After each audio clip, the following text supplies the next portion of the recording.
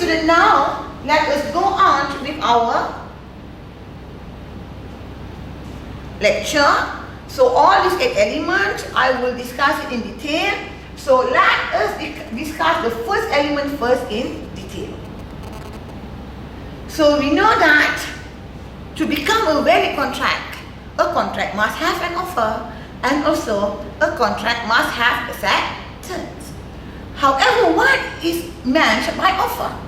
So the Contract Act did define the definition of an offer.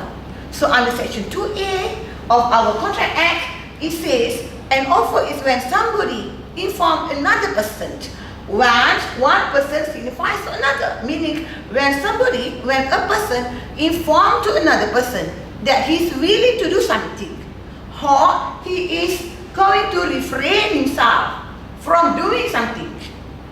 Does it mean this is already an offer? No. That is only the first phase of the section. The second phase said why he said that to the other party with the view of obtaining the assent of that other, so that the other person will agree to what he is offering. So this is known as an offer under the Contract Act. If you just say something, let's say you say, I love you. Is this an offer? You say it to yourself. It is not an offer. However, if let's say you say, I love you to your girlfriend, is it an offer? If you say that with the hope that your girlfriend will accept it, that it becomes an offer. Then what is actually an acceptance? An acceptance is when that person which actually the proposal is being made to him signifies. So dia menyatakan his assent to, his agreement to the said offer, that this is considered as an acceptance. Okay, by looking at the definitions, it seems that an offer and an acceptance is very clear. It's not something which is very difficult to understand. However, sometimes we might misunderstood an offer with an invitation to trade. Salah sangka ya antara tawaran dan pelawaan. Because an invitation to trade is actually not an offer.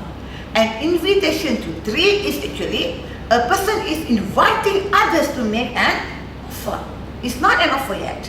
So if it is not an offer, then it cannot be accepted because there is no offer, right? So what is this invitation to trade? So an invitation to trade is actually a preliminary stage of a contract. So this is only the initiative taken by a person, so that since nobody wanted to offer him, why don't he invite people to offer him? Okay? So that's why an invitation to trade can take many forms. So it can take in the form of a price list. So you went to a computer shop, you can see this list of prices. You went to a store, you can see this list of prices. Is this an offer? This is not an offer. This is only an invitation. If you went to Makcik Minah store, you can see this price list. Nasi lemak is RM2. Okay, mi goreng RM2. Is this an offer? No. Actually, Makcik Minah is inviting the public to make an offer to her. Okay, that the display of goods. This is also not an offer. It's also an invitation to trade. Then an advertisement is also not an offer. This is also an invitation to trade, an auction, and many other situations. Actually, this is not an offer. So why I said that sometimes we might mistakenly thought that this is an offer because of the wording. Okay, so you saw this special offer. You thought this is an offer, right? It is not an offer, however, it's an invitation. What the seller is trying to do? The seller is making an invitation to the public so that the public is the one who is going to make the said offer. So it's not wrong if you wanted to find a mate, you put an advertisement on the internet saying that you wanted to find a mate. Okay? Why it's not wrong? You are not offering yourself actually. What you are doing, you are actually inviting others to offer to you. Offer that you wanted to become your mate. Okay? So when you see this Lazada.com, Zalora, or when you watch this on TV, go shop. Is it an offer? It's not an offer. What are being done by the seller? They are actually making an invitation so that the public will make an offer. It's up to them whether they wanted to accept the offer or not. Okay, if you apply for a job, you saw an advertisement or you made an application to enter a college because you saw this advertisement, who is actually making the offer? You are the one not making the offer. You are offering yourself actually. Okay? And what happens if, let's say, after you have hand over your resume and then the organization or the company did not employ you? Can you sue the organization? Cannot. Why cannot? Because you are the one who are making the offer. And it's up to the organization whether to accept the said offer or not.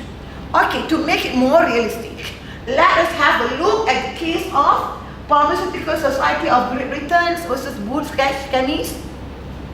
What happened in this case? So in this case, Boots Chemist, the defendant, they own a pharmacies, and what they're doing now, they are trying to introduce these when people go to the pharmacies. So it's self-service. This is a new method. This is a very old case. During those days, self-service is not something which is common. So this is the first time they are introducing it. And they are being sued by Pharmaceutical Society of Great Britain. It's like our Kementerian Kesihatan here in Malaysia, right? So why they are being sued? Because according to this Pharmaceutical Society of Great Britain, once the customer go to the shop and they choose what kind of drugs they wanted to buy, under that situation, this is against the law there. What is against the law? Because certain kind of drug, you need to have a pharmacist. You need to consult a pharmacist before you can buy that kind of drug. However, the argument here is that the pharmacist, Boots Chemist, they are not making an offer. They are only inviting. They are inviting the public to make an offer. So once the public choose the item, put it inside the basket, and take it to the seller's girl, that is the time when actually an offer is being made by this customer. So it's up to the seller's girl whether to accept the said offer or not. So meaning at that particular time, then only a pharmacist need to be there. Okay, because it's not a sale yet, because it's not an offer. It's only an invitation, inviting customers to make an offer to buy the said drug from the said shop. Okay, so let us have a look at advertisement. We have, this is a very old Malaysian case, Kalho versus the Public Service Commission. Kalho versus, now this is known as Suruhanjaya Perkhidmatan Awam, the SPA. So what happened in this case is this: Kalho saw this advertisement. Okay, this is an advertisement whereby they are going to employ this passport officer. So he applied for the said job, and his application is being accepted by this Public Service Commission. Suruhanjaya Perkhidmatan Awam accepted him.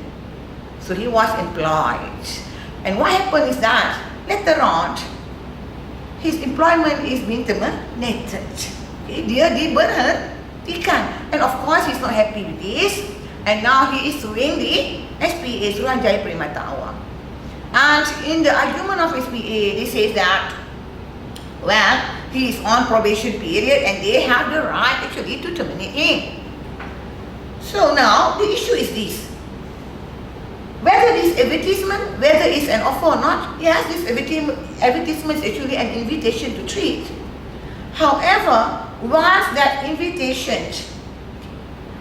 Kalho apply for the job, what is being done by Kalho is actually Kalho now is making an offer. And once he's being employed, meaning the SPA actually agrees to accept the said offer. Meaning there is already offer and acceptance. Once there is offer plus acceptance, it becomes a contract. So there is already a contract in existence under that situation. And once there is a contract in existence, of course it's wrong for SPA to terminate him. Because why? Because in the contract it does not say that during probation he can be terminated at any time, unless it is being stated so inside the contract, because there is already a contract here and it's not an invitation to treat anymore. Okay, what happens in an auction? You used to watch this film, this movie by P. Ramlee. Have you watched this movie of Tiga Abdul? Whereby in Tiga Abdul, the brothers had been auctioned off. So of course, under that movie, if you have watched this movie, you can actually imagine what is the situation in an auction process.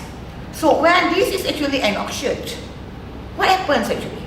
What is being done by the auctioneer? Is the auctioneer making an offer? No.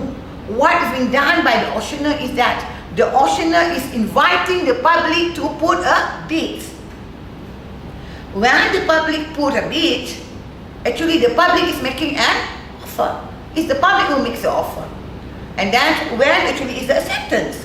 The acceptance is only when the auctioneer puts down his hammer. Then only acceptance will occur. Then only a contract will be concluded. Okay, so we have completed this invitation to treat.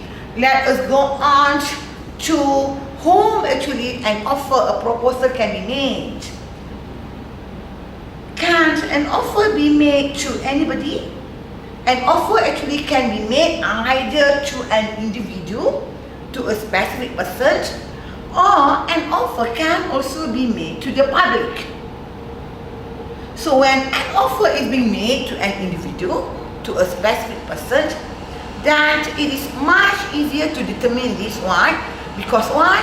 Because if an offer is being made to an individual, let's say an offer is being made to me, then only I alone can accept the said offer.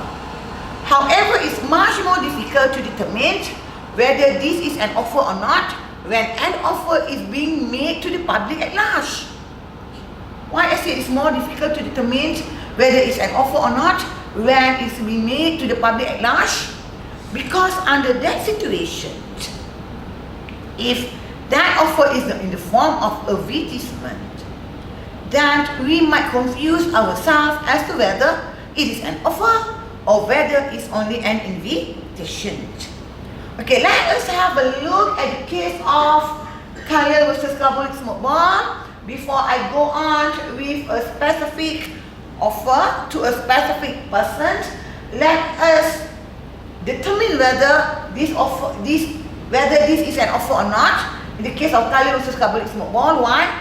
So what happened in this case is that Carbolic Smoke Bomb is a company which manufacture this smoke ball. Is a kind of preventive medicine whereby if a person use this smoke ball, according to the company, that person will not be contracted with influenza. Okay, and they put out an advertisement saying whoever bought this product and consume it according to the prescriptions, and if that person still contracted influenza, the companies will pay that person £100. And to show actually they are very serious with this, they had already deposited £1,000 in the bank. Okay, and this is misstated in the advertisement. So what happened in this case, this Mrs. Khalil, he bought this smoke ball.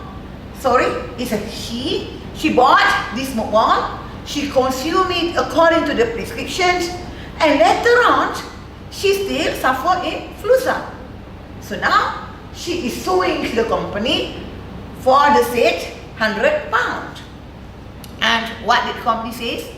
The company of course says that they are not making an offer. So what they are doing is that they are only making an invitation to the public, invitation to trade.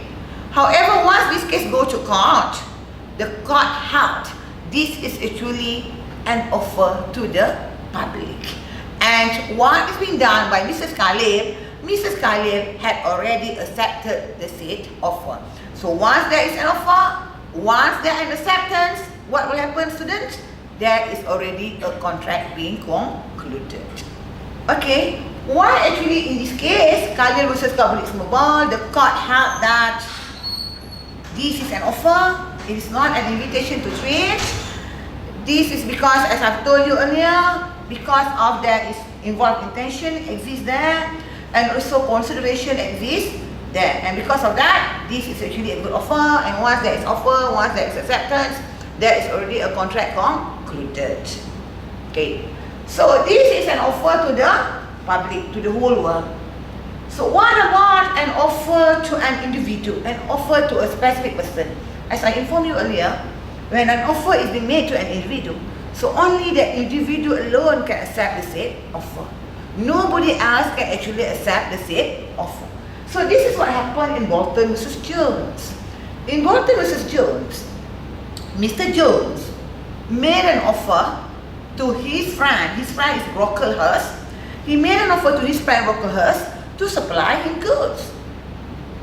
However, Mr. Jones is not aware actually that Brocklehurst, his friend, had sold off the business to Bolton. And once Bolton saw that there is an order to supply goods to Jones, what Bolton did? Bolton supplied that goods to Jones. Jones later on, not realizing that the person who supplied him goods is not his friend Brocklehurst, whom he has made the offer to, had consumed the said goods. And later on, once this Bolton demanded him to pay for the said goods, he refused. Because, why he refused? Because he said he had a set off from Brocklehurst, because before this, previously they have involved in other transactions and he wanted a set off. Once this case go to court held actually, since the offer made by Jones to his friend Brocklehurst and not to Bolton, then under the situation, Bolton cannot actually accept the said offer. And because of that, this is not a valid contract. Okay, so just now I've told you that how are we going to determine whether an advertisement, whether that advertisement is an invitation or whether that advertisement is an offer. So to differentiate is that advertisement of a bilateral contract, if it's in the form of bilateral contract meaning a contract which needs to be performed by both parties. Then under that situation, this is not an offer, this is only an invitation to trade. However, if the advertisement is a unilateral contract, then under the situation, if this is a unilateral contract, meaning only one party needs to perform, then it is an offer. If I lost my handbag, I put up a notice on the notice board saying that whoever found my handbag and return it to me, so I'm going to pay that person 100 ringgit Malaysia. So is this an offer? Yes, it is an offer to the public. Because why? Because there is a condition which need to be performed by somebody. So meaning that only a person who found my handbag, who returned it back to me, that person alone is entitled to claim for the said 100 ringgit. Because this is a unilateral contract, meaning only that person, the other party, needs to perform the contract, not both parties. Okay, let us go on to another topic, which is we are still on the offer and acceptance. We are still discussing with regard an offer, what is a valid offer. So now that offer, that proposal, it also need to be communicated, meaning it need to be conveyed to the acceptor. Meaning the acceptor need to be fully aware, actually there is an offer. Why is it so? Because if you can remember the definition of offer under section 2A, it says when a person signifies to another person, meaning it need to be conveyed to another person. That other person need to be fully aware that there is an offer.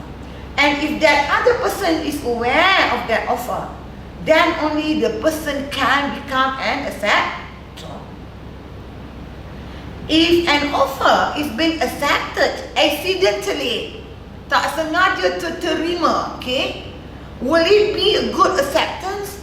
It will not be a good acceptance. It is not a valid acceptance. Why? Because he is not aware of the said offer. So let us have a look at the case of R versus Clark. This is an Australian case whereby what happened in this case is that 2 policemen have been murdered, and then what happened is that this police department is usual for a police department. So they have actually arrested a few people to be interrogated, to be investigated untuk disoal siasat, and one of them is this Clark. And meanwhile, what the police department did, they put up an advertisement. So in that advertisement it says, whoever can produce information or evidence until the real murderer is being convicted, then that person is entitled to a reward. So Mr. Clark is not aware about the said reward. Why is he not aware? Because he is being detained in the lockup.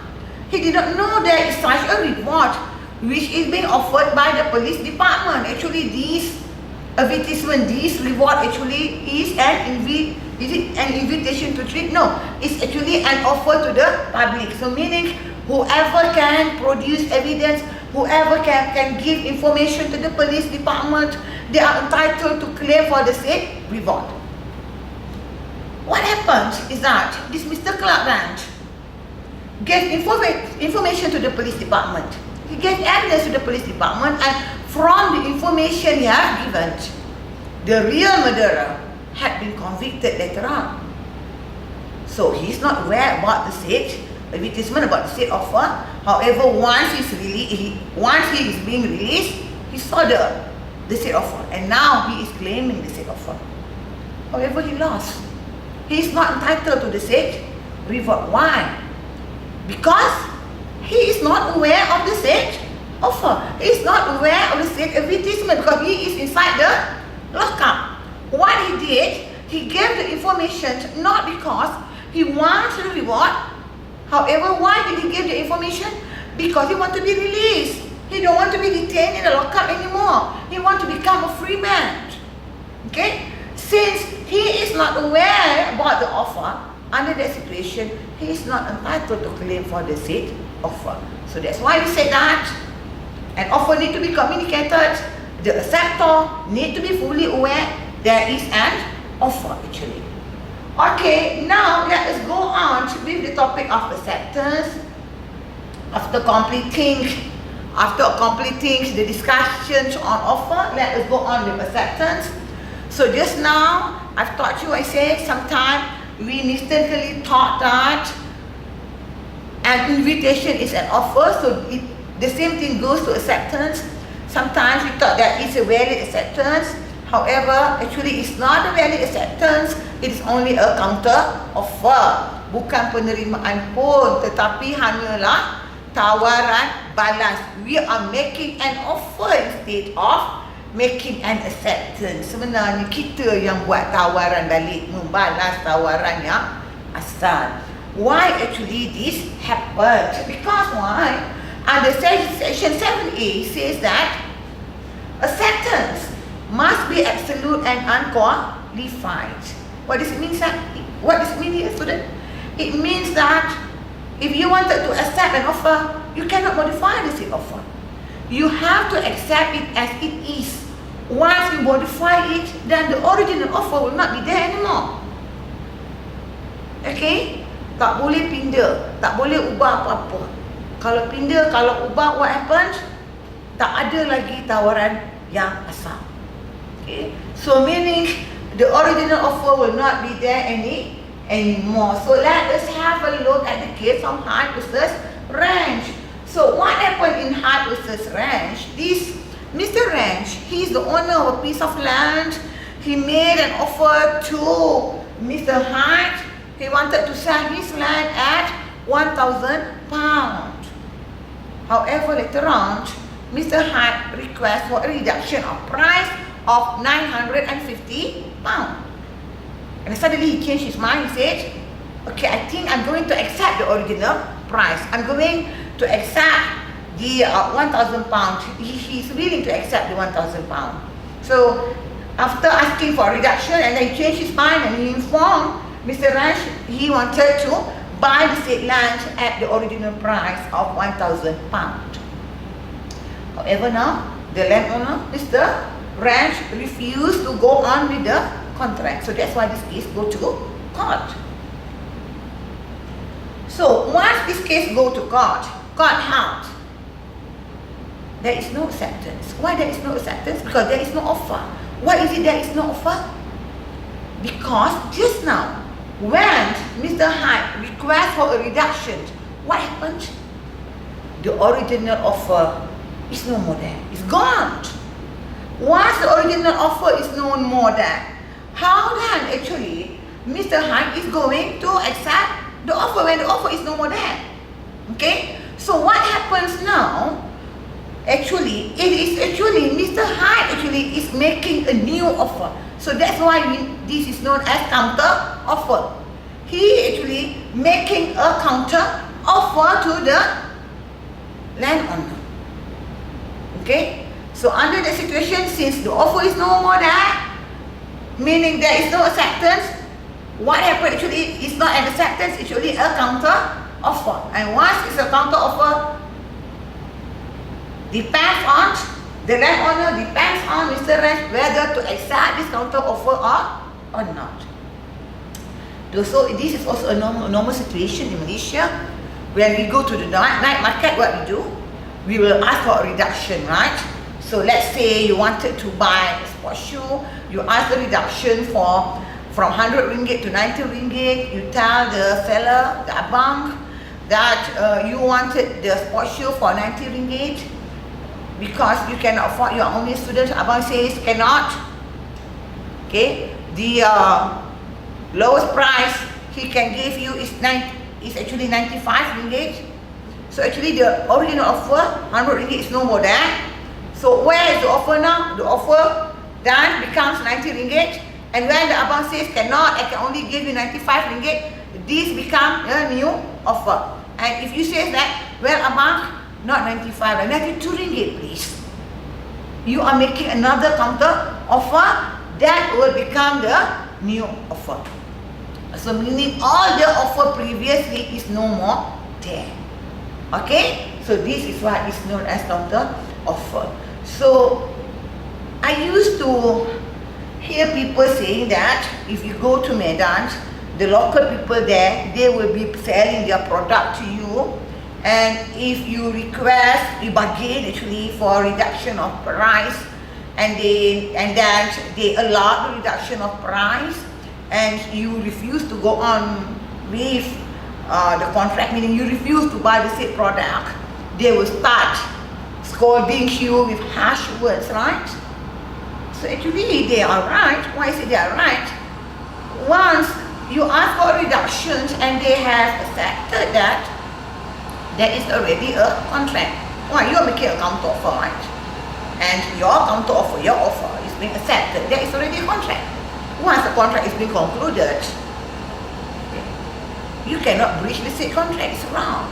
Okay, so actually they know the law better than us actually. Okay, now, however, let us have a look at this situation. What this situation? This is actually the situation whereby we can say it actually is an exception to the general rule just now. The general rule says contract must be absolute, must not be modified. Why I say this is an exception? This is the situation when the court held actually this is not a counter offer and the offer still exists. The first situation is when parties is requesting for further information. Pihak-pihak ingin mendapatkan maklumat tambahan. So this is allowed because court held that under business transaction, of course, we wanted further information about the transactions. So because of that, if you wanted further information about the transaction, this will not be considered as a counter offer. To be much more clearer, let us have a look at the case of Stevenson Jacks versus McLean, whereby in this case, this McLean is a merchant of iron. They make an offer to Stevenson Jacks, and the said offer is being open until Monday. So what happened in this case is that this Stevenson Jacks later on Monday morning, sent a telegram asking from McLean as to whether they can actually pay the said transaction to credit. They are asking what is the longest period of time which will be allowed by McLean for them to settle payment.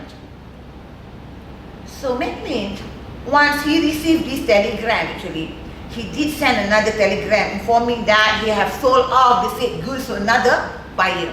However, this telegram is not received by Stevenson Jacks.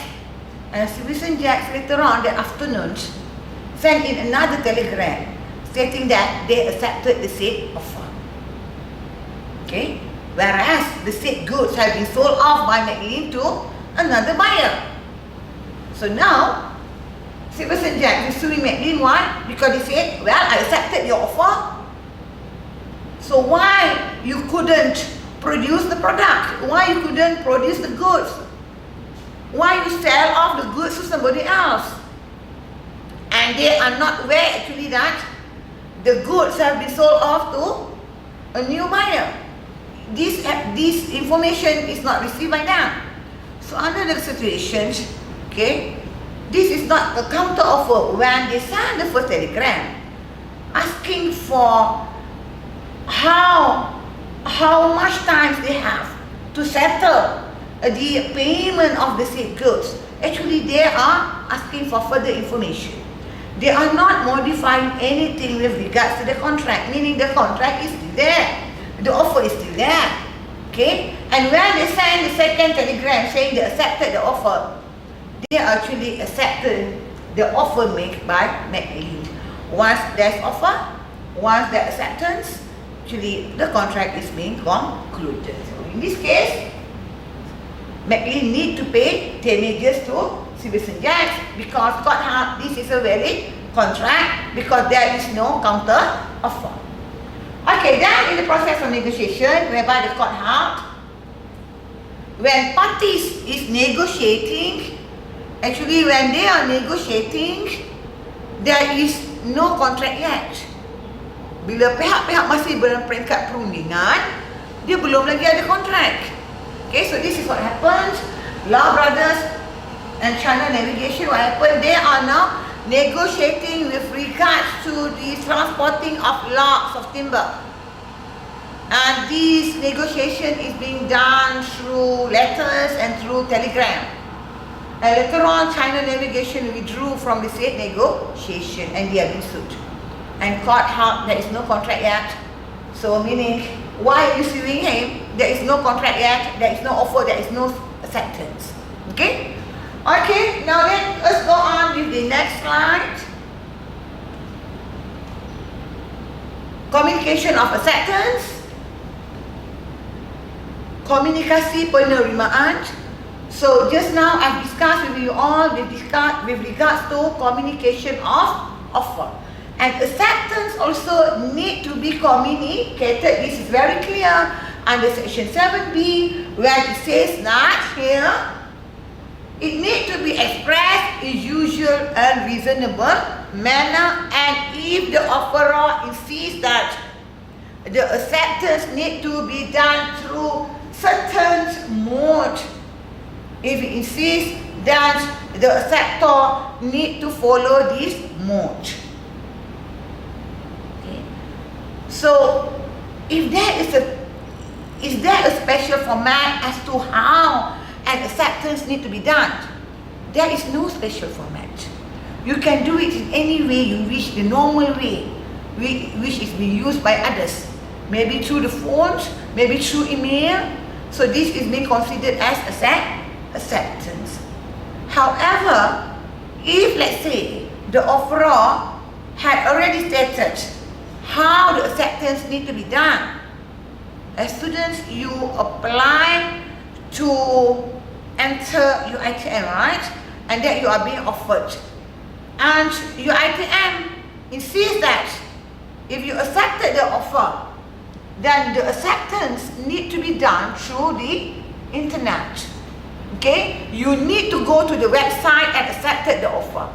Because your ITM insists on that, then under this situation, can you do it through a phone call? Cannot. You have to use it that method. Because why? Because your ITM insisted that is the way how acceptance need to be done. If not, you can do it in any usual manner. However, can silence be considered as a good acceptance? Cannot. There should be a certain reaction showing that you accepted the said offer. Okay, this is very clear under section 7b. Maybe you nod your head or any other action, okay, to show that there is an acceptance under that situation.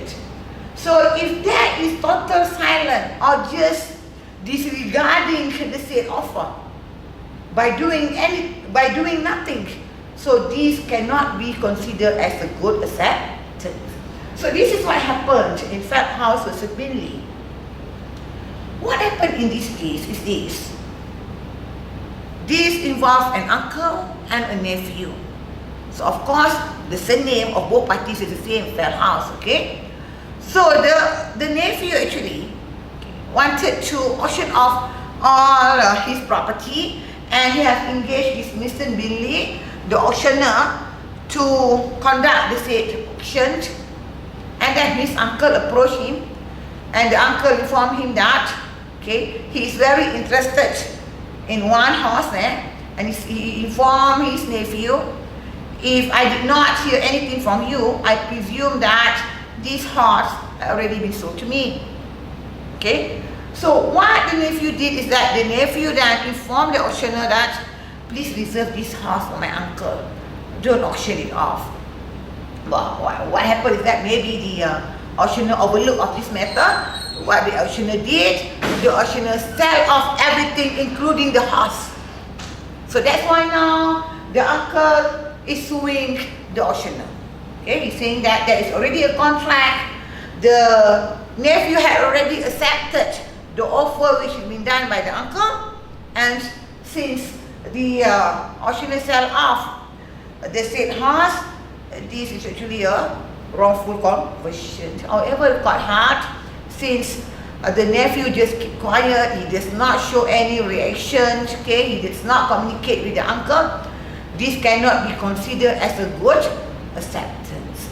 However, this general rule, which I informed you just now, I said there must be a communication of acceptance. This general rule, there is an exception to this general rule.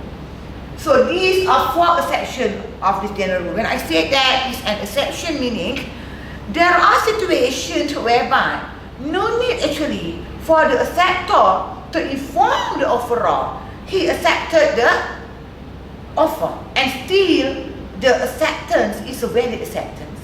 When actually this general rule applies, first one, when the proposer himself dispense with the said communication of acceptance, then under the situation, well, no need to inform the offeror that the said offer has been accepted.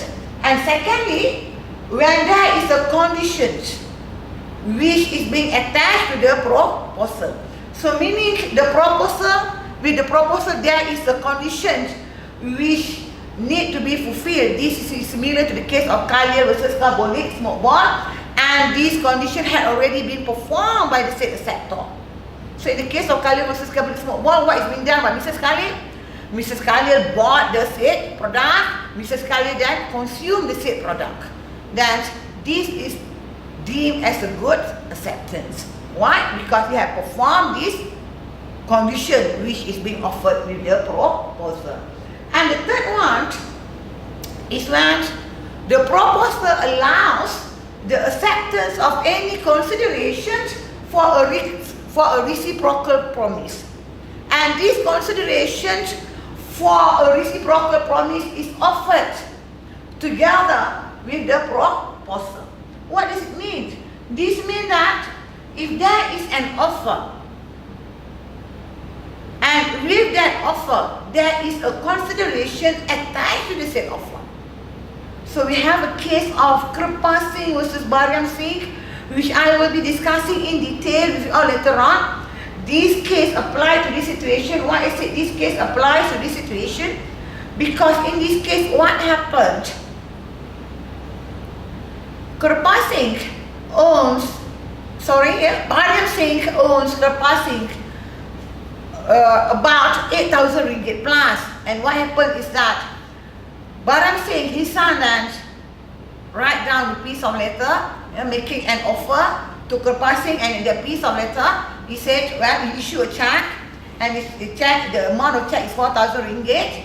And with that piece of letter, he said that, okay, if you accepted this check, the amount of which is actually half than the original debt, this will be the settlement of my father's debt.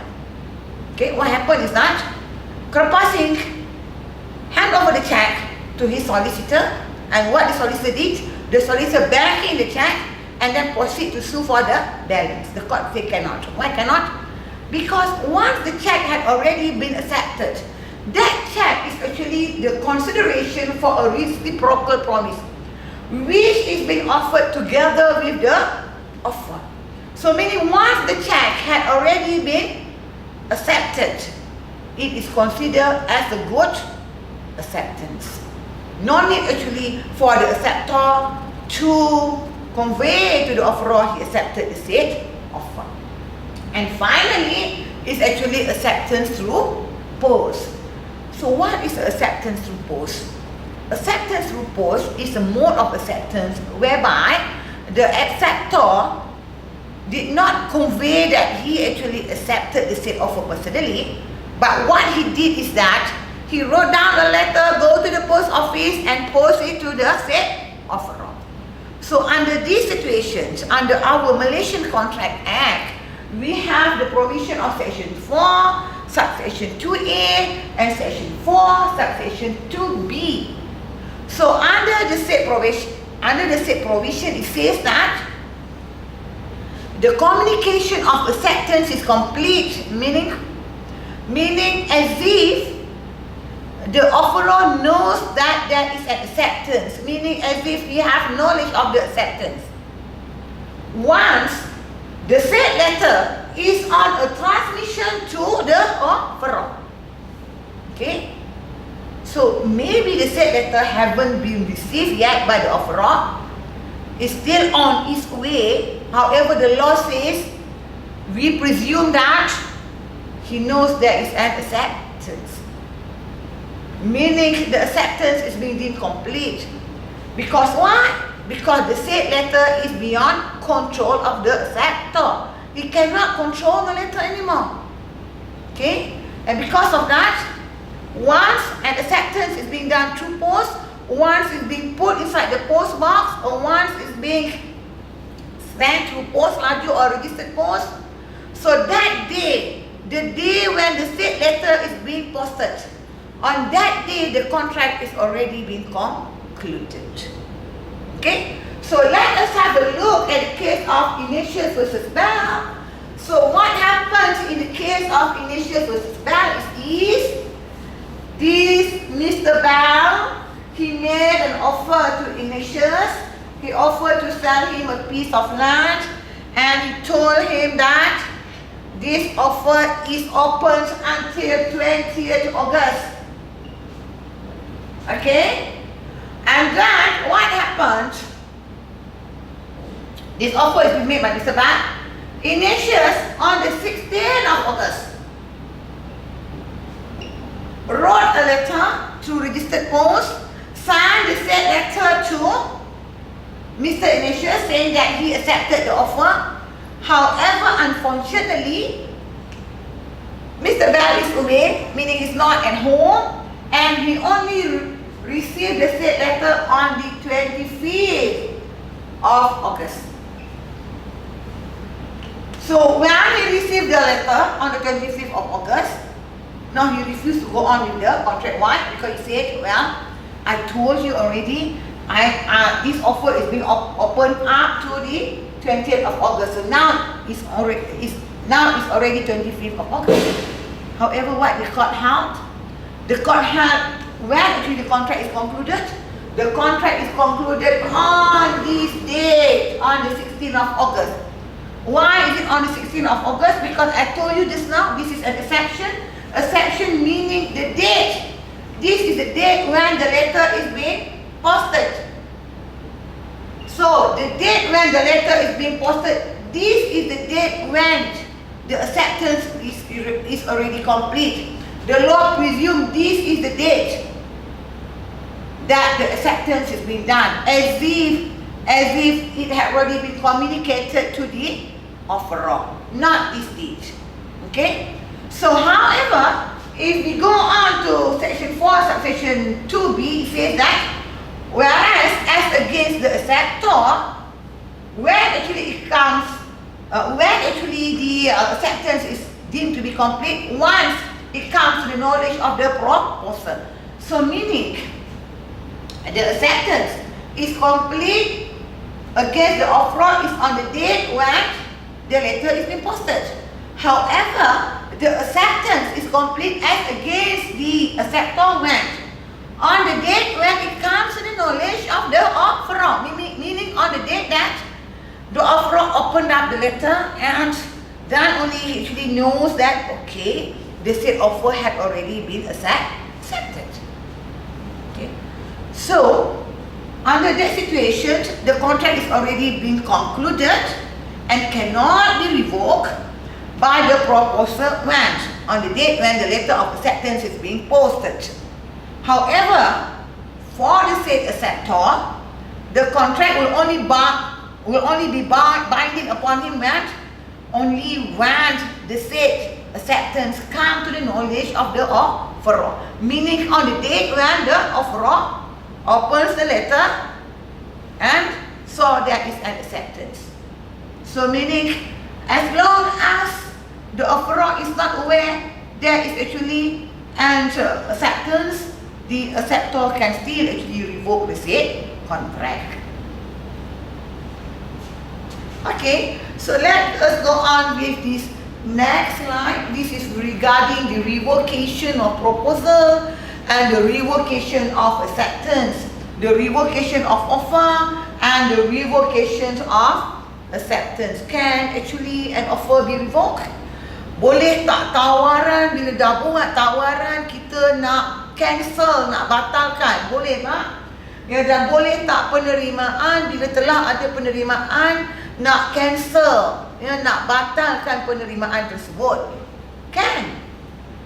A proposal can be revoked according to section 5, section 1, as long as the communication of acceptance is not complete against the proposal. Meaning, when can it be revoked? The offer? The offer can be revoked as long as there is no acceptance. As long as the acceptance is not complete. So meaning, if the acceptance is being done through post, meaning the acceptor has not posted the acceptance letter. If the acceptance is being done in other normal way, so meaning there is no acceptance yet. As long as there is no acceptance, well, go on, revoke the said offer. Okay? So, how then? What is the method of revocation? How it can be done? There is 4 ways under section 6 as how the revocation can be done. Firstly is by communication of notice of revocation. Okay. Communication, meaning the acceptor need to know there is a revocation. Kena bagi tahu. Penerima kena tahu. Ya, ada satu notice. There is a notice which is being given, he must knows what it must come to his knowledge. That is the first one. And secondly, when there is lapse of time, when there is a time frame, and now the offer had already expired, the acceptor did not accept the said offer. Under that situation, we said that the offer had already been revoked automatically. Find that. What happens if there is no time frame? If there is no time frame, then we say that the offer is being revoked when there is lapse of reasonable time. What is lapse of reasonable time? Lapse of reasonable times will depend on the circumstances of the case. Let us have a look at the case of Ramsgate Victoria Hotel versus Montefiore.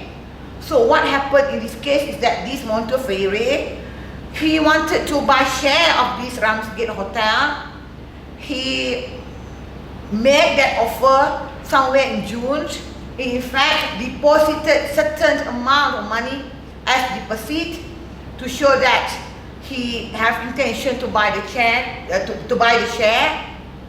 Okay. However, Ramsgate Hotel waited until November only they accepted the said offer, and now Montefiore refused to go on with the said contract. So that's why he's been sued here. However, the court held the said offer had already been revoked by Montefiore. Why? Because it took almost 5 months for Ramsgate to accept this offer. It's too long for share. For 5 months is too long, and because of that, we said that it has lapsed because of reasonable time. And thirdly, if the acceptor failed to fulfill the condition precedent of the said offer.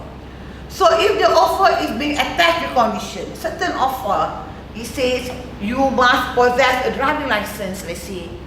However, you does not have a driving license. So under that situation, the offer is being revoked automatically. Why? Because that condition, that precondition which is attached to the offer is not being fulfilled by the said acceptor. And finally, by the death or mental disorder, mati atau menjadi gila, the person who is making the offer. And under the situation, of course, automatically the offer is being revoked and is no more there. Okay. However, of course, the acceptor need to be fully aware of this. He must have knowledge of this. Okay. Now let us go on with revocation of acceptance. Can acceptance be revoked? Yes. Acceptance also can be revoked. When can it be revoked? At any time before the communication of acceptance is complete as against him, as against the acceptor. When actually we say that the communication of acceptance is complete against the acceptor? When the offeror knows that there is an acceptance. When the offeror fully aware, okay, dah terima tawaran saya, cannot revoke anymore.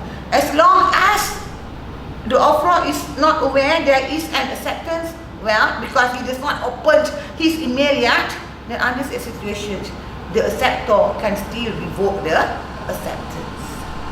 Okay, students, this is with regard to the first element, the offer and acceptance. Okay, before I go on with the second element, do you have any questions pertaining to this topic? So I will try my best to answer you. There is one issue lingering on my mind. Every time I see a job advertisement, it states clearly in the advertisement the deadline of the applications. For example, there is an advertisement posted by Perda. The application have to reach the company on or before 9th of November.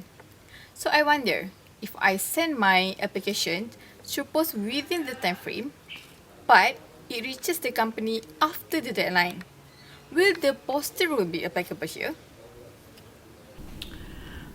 Okay, as to the question posted by Ima with regard to this advertisement, job vacancy by Perda, so we need to consider actually whether this advertisement, whether it's an invitation to treat or actually whether it's an offer.